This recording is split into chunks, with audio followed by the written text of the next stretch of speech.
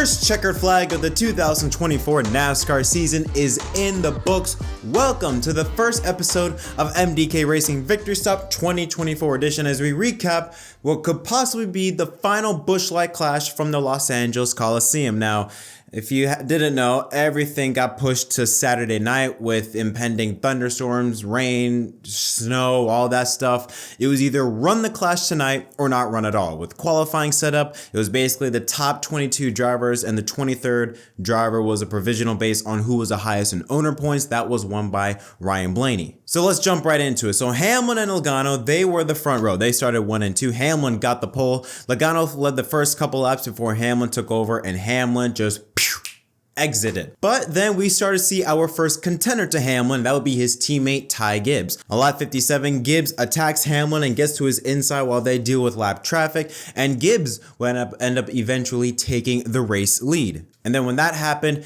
Hamlin's car started to struggle. He started to fall off the pace. His car just did not handle the same as it did out in front. He got pushed, shoved around, got stuck on the outside lane, and fell back to 7th place. I mean, he was getting pushed around like a damn ping pong ball while Gibbs checked out to the halfway mark. And then right before the halfway mark, Gibbs and Logano, after that restart, were battling side by side while everything was like a rush hour jam session behind them. Logano would actually get out ahead at the halfway mark. That was until JettMDK spun, setting up a one-lap shootout since cautions do not count. Caution laps don't count.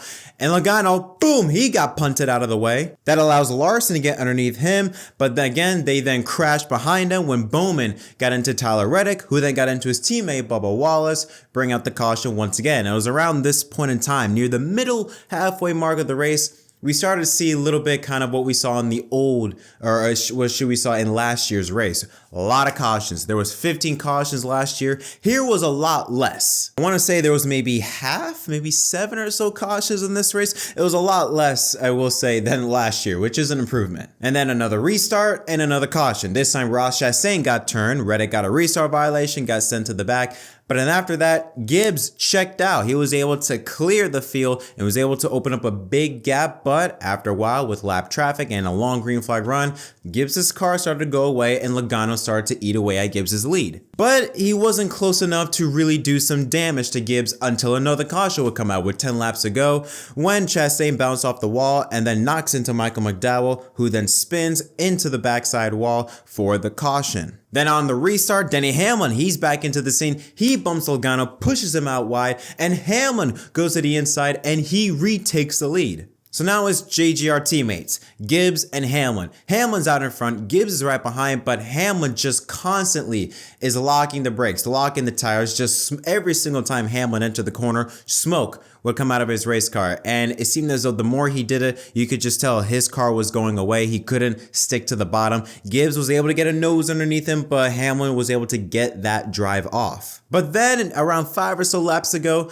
Gibbs, he starts to lock up. He goes up the racetrack, and this time Kyle Busch and Ryan Blaney are right behind him. They pounce and they take over 2nd and 3rd place while Gibbs falls back to, I believe, around 5th. And then at the white flag, I believe, Gibbs gets taken out by Kyle Larson. Gibbs spins, brings out the caution. Again, caution laps do not count, so because of that, we go into NASCAR overtime. Hamlin and Blaney on the front row. Hamlin gets out ahead while everything stacks up behind him. Kyle Larson gets into the back and Bubba Wallace spins him, coming to the finish line, and Denny Hamlin survives, emerges victorious, and wins the Busch Light Clash at the Coliseum. I believe this is his 4th Clash win overall, the most among active drivers, leading 58 of the 151 laps. Let's take a look at the results here. So like I said, Denny Hamlin wins, Kyle Busch in 2nd, Ryan Blaney, he started last place, had to take a provisional, comes back to finish 3rd on the podium. Joey Logano in 4th and Kyle Larson in the top 5. His teammate Bowman in 6th. Chase Briscoe started 22nd,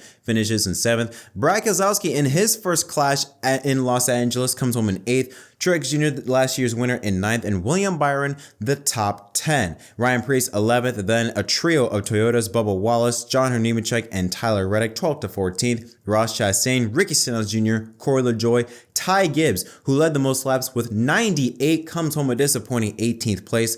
Michael McDowell, Noah Gragson, Justin Haley, who had mechanical issues, as well as Chase Elliott, and Todd Gillen, who lost brakes. He spun very early in the race, finishes in dead last. So my thoughts on this race: lot better, lot cleaner race compared to last year. I've always felt like that the Clash at the Coliseum could provide some good racing, just need less cars. We had 23 cars this time instead of, I think, 28, I think it was last year. So less cars, much better racing. It felt, as though that you could see, at least from my eyes, that drivers had a lot more input, meaning that they could really use up their car the way they wanted to. You saw a lot more pushing and shoving, a lot more aggressive racing, but still kind of controlled. Near the middle of the race, things started to get a bit chaotic, but otherwise, I thought it was a pretty good race for its standards.